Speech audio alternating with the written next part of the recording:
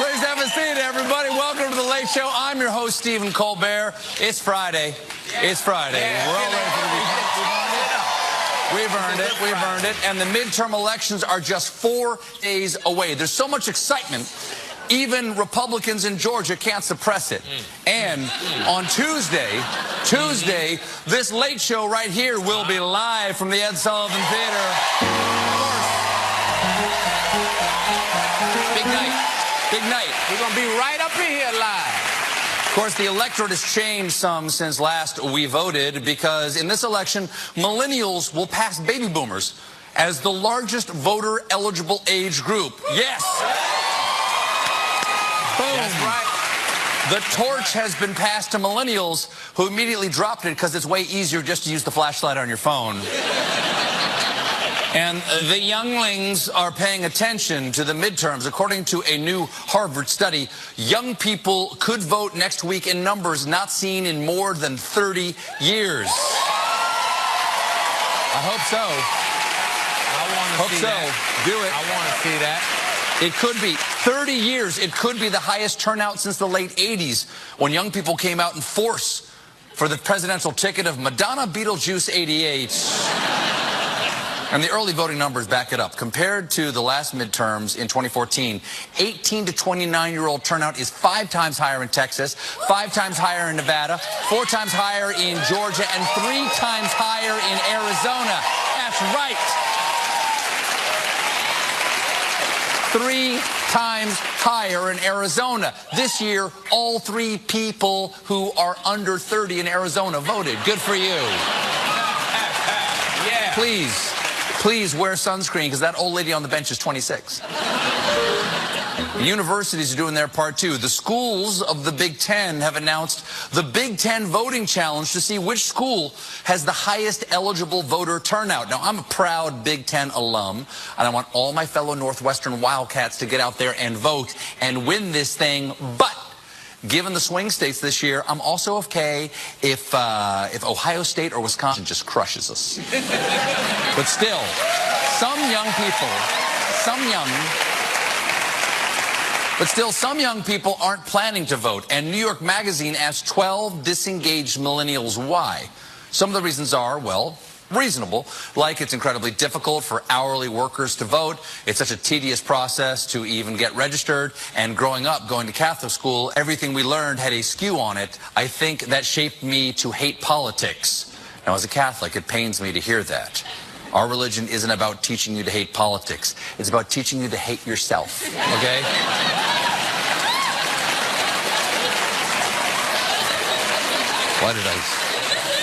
Why did I say that? Now the baby Jesus is crying. But there are some dumb reasons, too, like this young man from Texas who said, I tried to register for the 2016 election, but it was beyond the deadline by the time I tried to do it. I hate mailing stuff. It gives me anxiety. Spoken like a true patriot. As Patrick Henry once said, give me liberty or give me Xanax, I gotta go to the post office. Then, this is a little confusing logic from a non-voter in Ohio. My friend gave me The Prince by Machiavelli. I got into Hellenism. I read Cicero, Livy. Later on, I got into Voltaire. I never felt certain enough to vote. Buddy, academic theory is fun, but it's no excuse for inaction. That's why I can't pay my bills with a check that just says, money is a construct.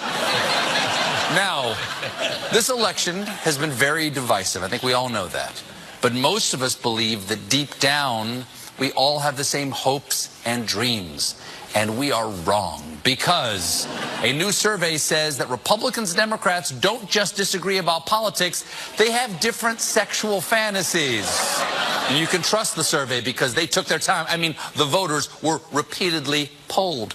Apparently, Republicans were more likely to fantasize about things like infidelity, orgies, and partner swapping, from 70s-style key parties to modern-day forms of swinging. That's right. Republicans are the party of family values, and they'd really value a chance to party with your family. But that's not all.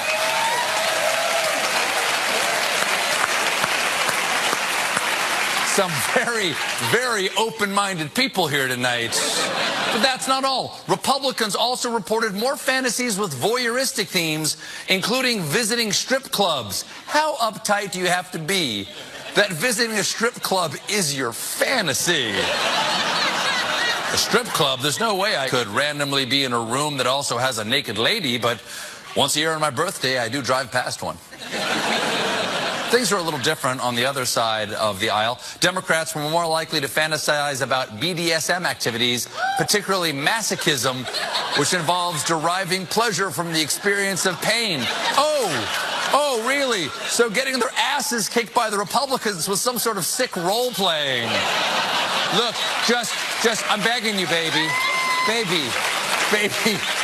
I'm begging you, dress up like Mitch McConnell and obstruct me. According... wow. It's a scientific study. According to the study's author, both parties are attracted to what they consider taboo, and that stems from a psychological principle known as reactance, which stipulates that when we're told we can't do something, we want to do it even more.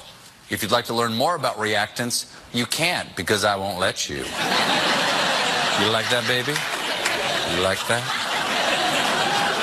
Of course, there are some sexual kinks that transcend party. For example, I saw this headline the other day. A professional mermaid says unwanted advances from merverts is the worst part of the job. Just like that, you've been made aware of a new profession and its very serious problems and the word mervert. Apparently, professional mermaids are costume performers who work at aquariums and birthday parties. And according to one of them, we do get unwanted attention, often sexual in nature, and we call those people merverts. That is a shame, and I just want to assure you, not all men are merverts. Some of us are complete gentlemen.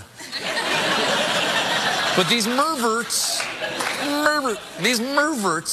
think it's okay to send mermaids creepy messages like, I love to watch you swim, and you're delicious even without any tartar sauce.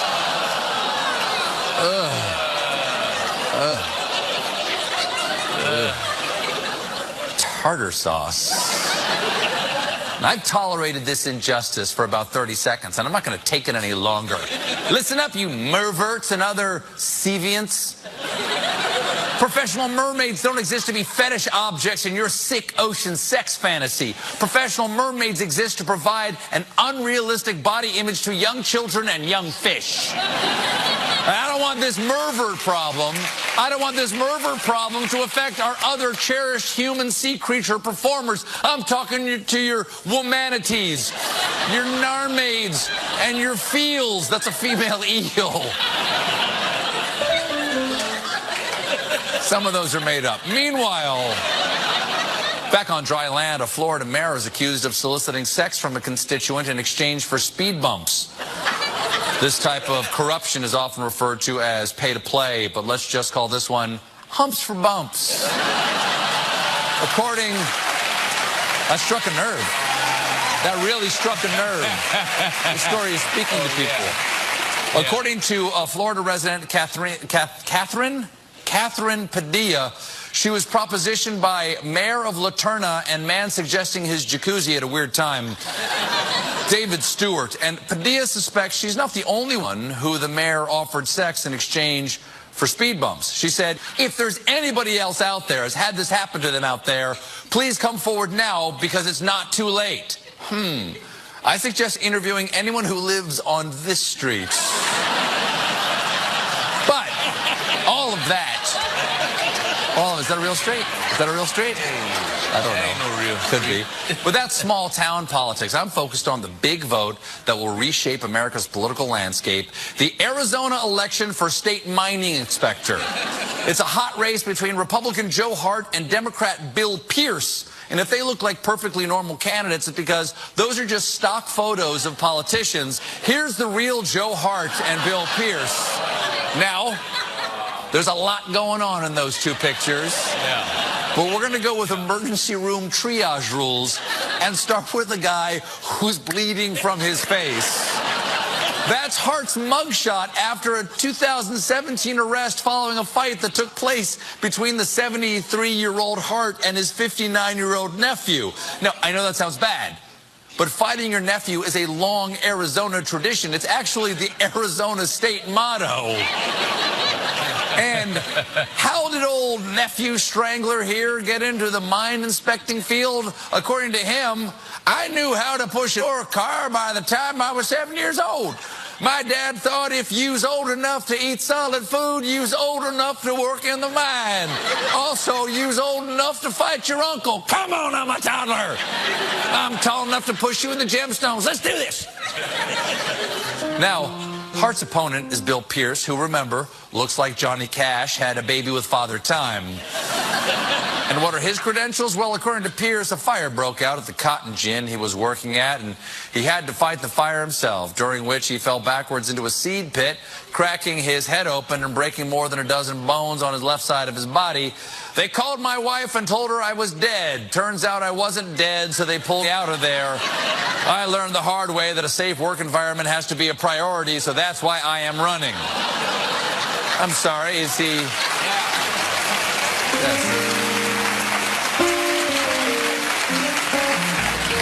Sorry, is he running in 2018 or 1820? We have a great show for you tonight. Billy Eichner is here. But when we come back,